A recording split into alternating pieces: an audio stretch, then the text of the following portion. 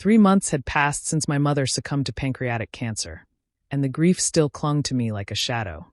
She had been my rock, raising me alone after my father died when I was 12. No matter how hard she worked, 2 jobs, long hours, she had always made time for me. Every school event, every milestone, she was there. Losing her was like losing the foundation of my world. 2 weeks ago, while sorting through her belongings in the attic, I found a box of letters, neatly organized, a testament to her meticulous nature. At first, it was nothing more than a collection of birthday cards, thank-you notes, and old bills, mundane fragments of a life now gone. But then, at the bottom of the box, I discovered a manila envelope labeled in my mother's careful handwriting, regarding son's future. Curiosity turned to dread as I unfolded the letters inside. They were correspondence between my mother and my father-in-law, stretching back years. Letters that changed everything I believed about my marriage. My wife and I had been together for 5 years. We met at a mutual friend's wedding, one of those seemingly serendipitous encounters. I was a groomsman, she a bridesmaid, and from the moment we were introduced, the connection was instant. At least, that's what I had always thought. Our relationship moved quickly, engaged within 8 months, married 6 months after that. She was everything I could have wanted, brilliant, driven, beautiful. We rarely argued, and while I sometimes wondered what someone like her saw in me, I never questioned our love. She came from wealth, a world far removed from my own. Her family owned vacation homes in the Hamptons and Aspen. They had paid for our wedding, helped with the down payment on our home, and generally provided a level of financial support that had seemed generous, until I read those letters. The earliest letter was from her father, written 7 years ago, before we had even met. He wrote with a formality that felt more like a business proposition than a personal matter. His daughter, he explained, had recently completed her MBA and was being groomed to take over the family business. But there was a problem, a reputation issue, that needed to be resolved before she could step into a leadership role. The letter was vague about the details, referring only to indiscretions from her college years that could damage the company's image if she remained single for too long. His solution? She needed a husband. Not just any man, but one from a respectable background. Someone with a stable career who would neither embarrass the family nor interfere with their business affairs. Someone like me. I sat there, my hands trembling as I read my mother's response. The shock of her words was worse than his proposition. She agreed to it. She wrote about me like I was an asset to be bartered away, a hard-working, loyal man who was desperate to have a family. She even suggested a perfect opportunity for the orchestrated meeting, our friend's wedding, where she knew I would be in attendance. Letter after letter confirmed the details of the arrangement. Her family would provide discreet financial assistance, ensuring our stability, while my mother would subtly guide me into believing I had found love. One letter even mentioned ways to make our meeting seem natural, to ensure I never suspected a thing. The final letter, dated just a month before our wedding, chilled me to the bone. My mother had expressed concern that I might one day uncover the truth. My future father-in-law reassured her. His daughter had come to appreciate the practical nature of the arrangement and would ensure I never found out. I couldn't breathe. 5 years of marriage unraveled before my eyes. The chance meeting. The way she had fallen for me so quickly. The lavish wedding. The financial support. Every tender moment, every whispered I love you. Was it all a lie? Had my entire marriage been orchestrated? Was the woman I adored nothing more than a willing participant in a deal I never knew existed? For 3 days, I drifted through life in a daze, unable to eat, unable to focus on work. My wife noticed, of course. She asked what was wrong, but I deflected, using my mother's death as an excuse. I needed time to think, to decide what to do. But there was no avoiding the truth forever. One night, over dinner, takeout, because neither of us had the energy to cook, I placed the letters on the table between us. My voice was hollow when I spoke. I found these in Mom's attic. I need you to explain. She looked at me in confusion, then picked up the top letter. I watched her face as she read, searching for guilt, for remorse. But what I saw instead was something unexpected. First shock, then anger, then something else entirely, pain. Where did you get these? She asked. But it wasn't the defensive accusation I expected. She sounded lost. I explained how I had found them, how I had read them all. She went through each letter carefully, her hands shaking slightly. When she finished, she looked up at me, tears glistening in her eyes. I had no idea, she whispered. I swear to you, I didn't know. I wanted to believe her. God, I wanted to believe her. But how could I? She began to explain. Yes, there had been a scandal in college. She had dated a professor, a relationship that violated university policy. When it came to light, the professor was fired, and her reputation took a hit. Her parents had been furious, terrified of the impact on their business. After graduation, her father became relentless, pressuring her to rebuild her image through a respectable marriage. He had vetted potential husbands, trying to control her future. But she had rejected them all. Then she met me. Our meeting at the wedding, it wasn't a setup for me. It felt real. It was real, she said. Then her eyes widened as realization dawned. That's why Dad suddenly stopped pushing those awful men on me. He'd already decided on you. The weight of her words pressed against my chest. Had she really been a pawn, just like me? Or was this just another well-rehearsed lie? I stared at the woman I had loved for 5 years, my heart splitting in two. If she hadn't known, then our love might still be real. But if she had known, even a little, then what had any of this been? And the worst part? I had no idea how to tell the difference. For weeks, I wrestled with the weight of what I had discovered, my mind tangled in questions that had no easy answers. Every moment of my marriage replayed in my head, now tainted by doubt. I had to know, had to hear the truth from her lips.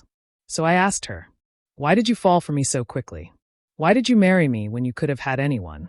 She was silent for a long time, her gaze searching mine as if looking for the right words. When she finally spoke, her voice was barely above a whisper. Because you were kind. Tears welled in her eyes as she continued. You never asked about my family's money or connections. You talked about your mother with such love. You made me laugh. After years of shallow, strategic relationships, you were exactly what I needed. I had braced myself for a confession or an elaborate lie. I had expected excuses or justifications. What I hadn't expected was this, raw vulnerability, a truth that seemed to shake her as much as it did me. As I watched tears streak down her face, I realized that she had been manipulated just as much as I had. Our parents had shaped our lives from the shadows, playing their game with our futures as the stakes. We stayed up talking until the early hours of the morning. At 3 a.m., she picked up her phone and, without hesitation, called her father. She put him on speaker, her voice steady despite the late hour. I know about the letters, she said. A heavy silence stretched on the other end of the line before he finally spoke. His voice, usually so controlled, held a note of something unexpected. Hesitation, perhaps even guilt. We did what was best for you, he said eventually. We needed to secure your future. We found someone suitable, someone who wouldn't interfere with the business. It worked out, didn't it? She hung up on him without another word. And then we were left alone, two people standing at the edge of something fragile and uncertain. 5 years of marriage had been built on a foundation of lies, not our own, but those of the people who were supposed to love us. What did that mean for us now? Was anything we felt for each other real? For the time being, I moved into the guest room. We needed space to process everything. In the days that followed, we barely spoke, drifting past each other like ghosts in our own home.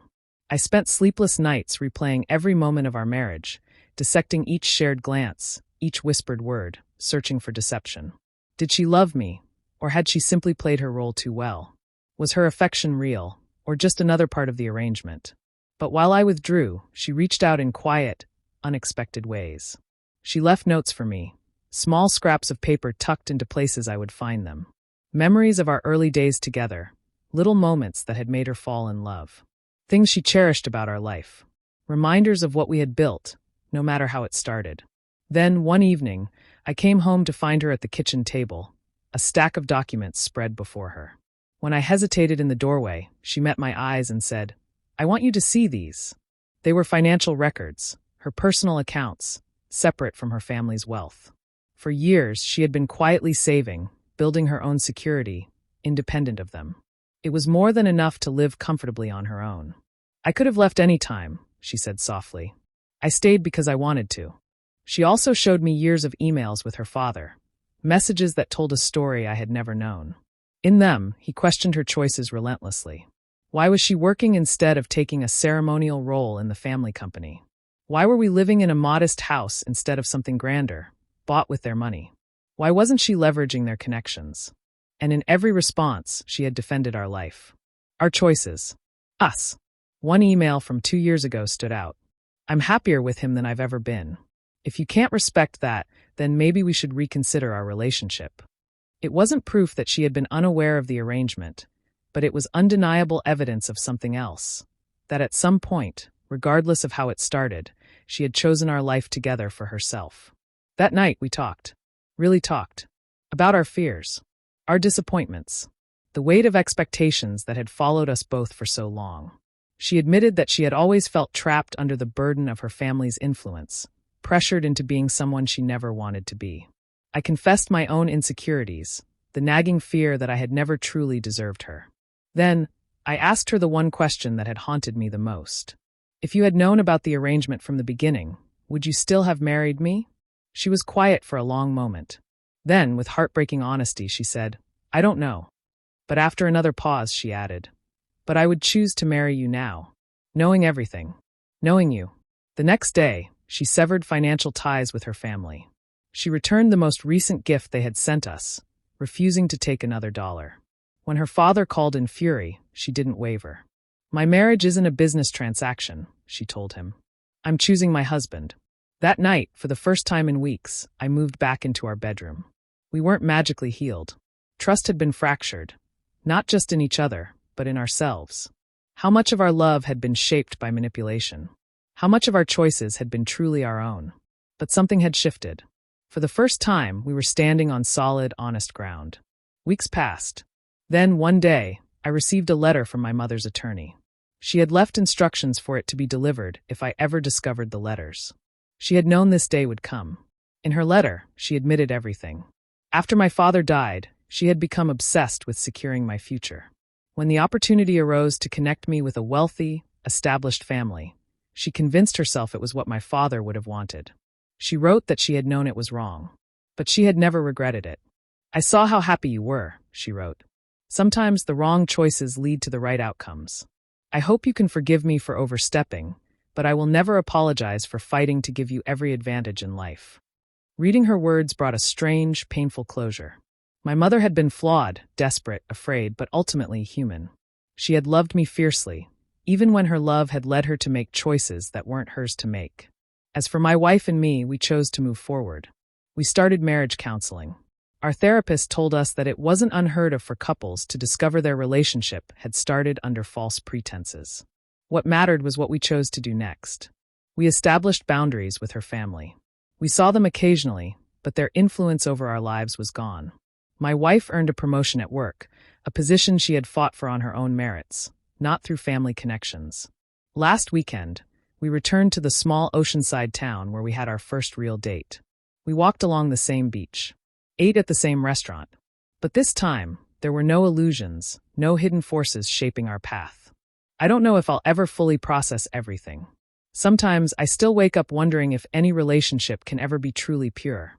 If love is always tangled up in expectations, in circumstance, in the unseen forces that push us together. But when I look at my wife, really look at her, I see someone who had every chance to walk away and chose to stay.